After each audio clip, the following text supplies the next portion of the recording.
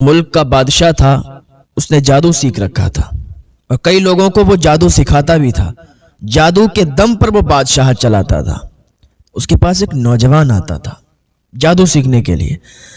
ایک دن راستے سے گزر رہا تھا ایک راہب، لوگوں کو درس دے رہا تھا، لوگوں کو ہدایت دے رہا تھا، لوگوں کو سمجھا رہا تھا کہ ایسے راستے پر چلو، یہ راستہ سیدھا ہے، بھٹکو مت ادھر ادھر۔ تو وہ نوجوان گزرا، اس نے دیکھا کہ ایک راہب ہے، سمجھا رہا ہے، بیٹھ گیا تھوڑی دیر کے لیے۔ اس کی باتیں اسے اچھی لگنے لگی۔ وہ بتانے لگا کہ کون سا راستہ سچا ہے اور کون سا راستہ برا ہے۔ وہ سمجھا رہا تھا، اس نوجوان کے عقل میں، اس کے بھیجے میں باتیں پھنس گئیں اور بادشاہ کے پاس دیر سے پہنچتا تھا، پہلے راہب کے پاس رکتا تھا، یہاں تک کہ راہب کے پاس رک کر وہ بہت کچھ سیکھ چکا تھا۔ وہ جان چکا تھا کہ اللہ ایک ہے، اس نے ہی کائنات بنائی ہے، اس نے ہی ساری چیزوں کو پیدا کیا ہے، نظام وہی چلاتا ہے، اللہ رب العزت ہے جو نظام چلانے والا ہے۔ وہ راہب کے پاس بیٹھ کے یہ سیکھ گیا۔ ایک دن وہ لڑکا راہب کے پاس رک کے کہنے لگا، حضور میں ایمان لا چکا ہوں، مجھے کلمہ پڑھا لیجیے۔ اس نے کلمہ پڑھا اور وہ ایمان لے آیا۔ وہ لڑکا کہنے لگا کہ میں ایسے ہی کلمہ نہیں پڑھ رہا ہوں، میں نے دیکھا ہے، میں نے سمجھا ہے، پھر میں کلمہ پڑھ رہا ہوں۔ تو راہب نے کہا، تم نے کیا دیکھا؟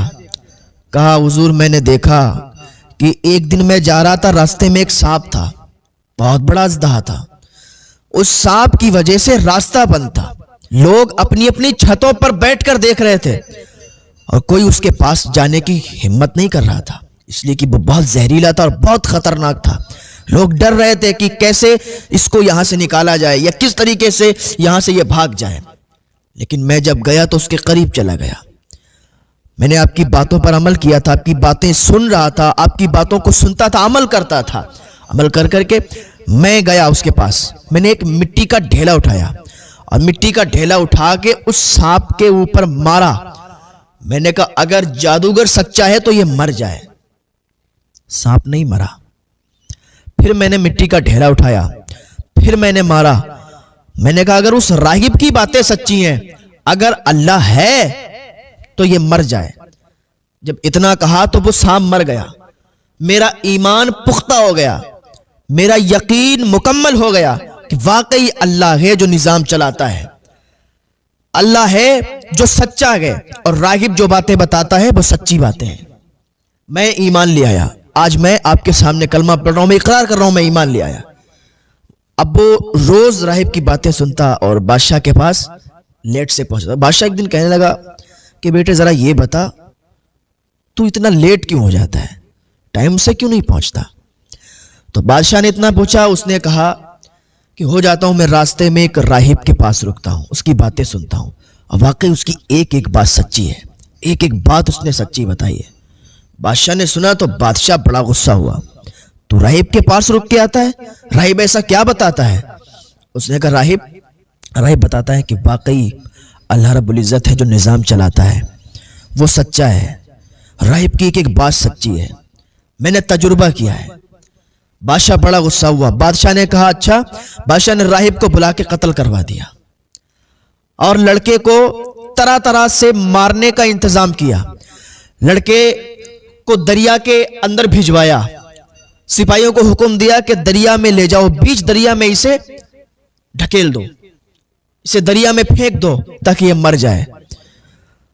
وہ لڑکے کو سپاہی لے گئے بیچ دریا میں اور اسے اس دریا میں ڈالنا چاہ رہے تھے کہ لڑکے نے دعا کی، مولا میرے لیے نہیں، اپنے لیے دکھا دے، ان ظالموں کو دکھا دے اپنی طاقت، میرے لیے نہیں۔ اللہ والے اپنے لیے نہیں مانگتے ہیں، اپنے لیے نہیں، دوسروں کے لیے، دوسروں کی ہدایت کے لیے۔ مولا تو اپنا عذاب ان پر ڈال دے۔ اس نے دعا کی تو جتنے لوگ، جتنے سپاہی اس کو دریا میں پھینکنے کے لیے آئے تھے، وہ سارے کے سارے دریا میں ڈوب گئے۔ ایسا طوفان آیا، ایسا زلزلہ آیا کہ وہ سارے کے سارے دریا میں ڈوب گئے۔ لڑکا سلامتی کے ساتھ بچ گیا اور پھر بادشاہ کی دربار میں پہنچا اور کہا، بادشاہ دیکھ میں بچ گیا، میرے اللہ نے بچایا، تیرے جادو نے نہیں، میرے اللہ نے مجھے بچا لیا۔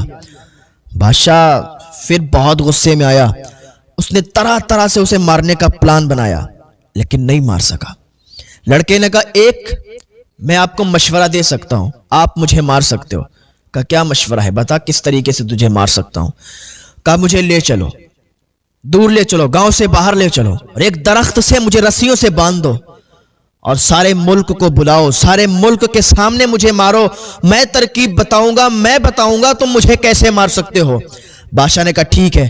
سارے ملک کو جمع کیا گیا, سارے لوگوں کو جمع کیا گیا, درخت سے اسے باندھا گیا. لڑکے نے کہا ایک تیر ہاتھ میں لے لے. اس نے تیر لیا, کمان لی. کہا بتا آپ کیسے تجھے مار سکتے ہیں, اور میرے اللہ کا نام لے کے تو میرے سینے میں مارے گا, میری جان نکل جائے گی. اور ایسے تو چاہے جتنے تیر مار لے گا میری جان نہیں نکلے گی, پر میرے رب کا نام لے کے اگر تو مارے گا تو میری جان نکل جائے گی. اس نے کہا بس اتنی سی بات. اس بادشاہ نے, جادوگر نے کہا یا اللہ, اللہ کا نام لے کر تیر مارا تو لڑکے کے سینے میں لگا, لڑکا مر گیا. لڑکے کا انتقال ہو گیا, اس کی روح نکل گئی. سارے لوگ دیکھنے لگے کہ ابھی تک یہ ایسے ہی مار رہا تھا, طرح طرح کے پلان بنائے مارنے کے, لیکن مار نہیں سکا.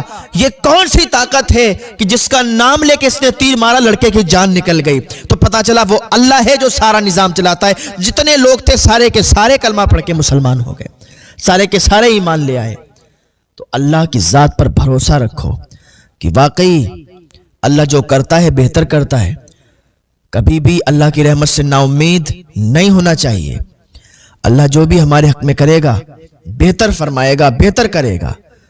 ہم اللہ کے اوپر تانے نہیں کسیں گے, اللہ کے اوپر تانے نہیں کسنا چاہیے کہ اللہ نے یہ کر دیا وہ کر دیا, ہمارا کام نہیں چل رہا, یا ہم دکھوں اور تکلیفوں میں گھرے ہوئے ہیں. نہیں نہیں نہیں, ایسا نہیں کہنا ہے, بلکہ یہ کہو کہ اللہ تعالیٰ تیرا شکریہ, مولا تیرا شکر ادا کرتے ہیں کہ تو نے جس حال میں رکھا بہتر ہے. تیرا شکر ادا کرتے ہیں. اللہ کا شکر ادا کرتے رہو گے نا تو اللہ تعالیٰ کی رحمت جوش میں آئے گی, اللہ تعالیٰ کی برکتوں کا نزول ہوگا تمہارے گھر. اور اگر یہ کہو گے کہ اللہ نے ساری مصیبتیں ہم پر ڈال دی, اللہ ناراض ہوگا, اللہ کے عذاب تم پر نازل ہوں گے. تو اللہ کی بارگاہ میں دعا کریں کہ ہمارے منہ سے اچھے الفاظ نکلیں. اللہ کی بارگاہ میں دعا کرا کریں کہ اللہ ہمیں نیک عمل کرنے کی توفیق عطا فرمائے, 5 وقتہ نمازی بنا دے. اللہ اپنی عبادت میں ہم کو لگا لے. آج ہم دنیا کے کاموں میں لگے ہوئے ہیں, نماز روزے کو بھولے بیٹھے ہیں, اللہ کی عبادت سے بہت دور ہیں, پھر ہمارے کوئی کام بھی نہیں بنتے. تو اللہ کی طرف آئیں, تو اگر آپ اللہ کی طرف آئیں گے اللہ آپ کے یہاں رحمتوں برکتوں کا نزول فرمائے.